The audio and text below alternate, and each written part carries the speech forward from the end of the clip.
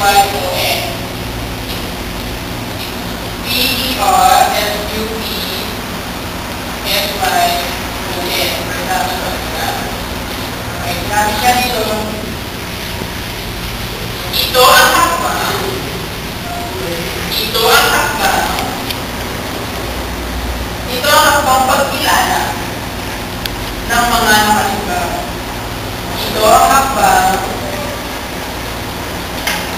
Ito ang hakbang pagkilala ng mga nakalimbang na simbolo. At maging pagbigya ng pag-ito. Ito ang hakbang pagkilala ng mga nakalimbang ng simbolo at maging pagbigya ng pag-ito sa mga simbolo na babasa. Ito ang hakbang pagkilala ang mga nakalimbang na simbolo at maging pagbigya ng pag-ito sa mga simbolo na babasa.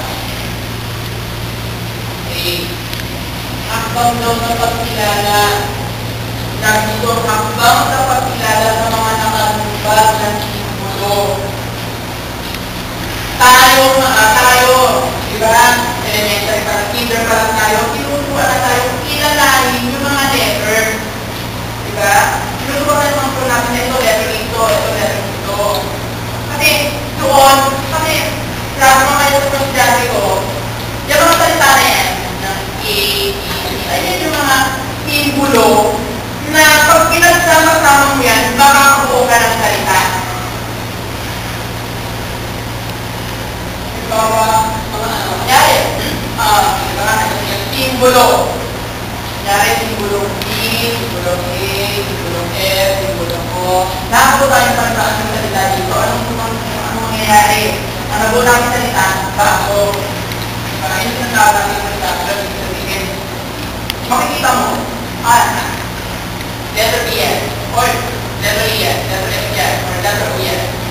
Baka mo yung sabihin yan. Doon para naintindihan mo na. Mababasa mo lang siya sa pagpamakita ng simbolo na nakalagay sa testo. Ibig sabihin, kapag sa libro mo, walang mga letter yan, hindi mo mababasa yan. Mahalaga sa isang libro, makikita mo yung mga simbolo, at yung mga simbolo yun ay yung mga letter. Na pagkakasama mo, magkakaroon ng mga salita na mababasa mo. Naiintindihan ako? Yun yun na. Next. Comprehension.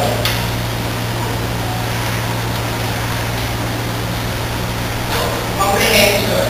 Ito ang pinaka-importante sa mga estudyante. Kadalasan ito ang problema. Tayo sa pag-aaral sa ito, kadalasan ang problema ng mga bata. Yung comprehension.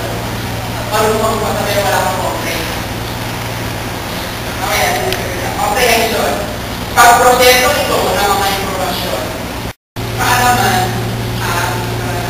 hindi sabihin naman ito, meron na tayo tinatawag na natural comprehension, reaction. Ang ibilasyon, ano kaya ibig sabihin naman ito? Ibig sabihin ito, pag lalabas mo na lasyon, meron ka na nakaimba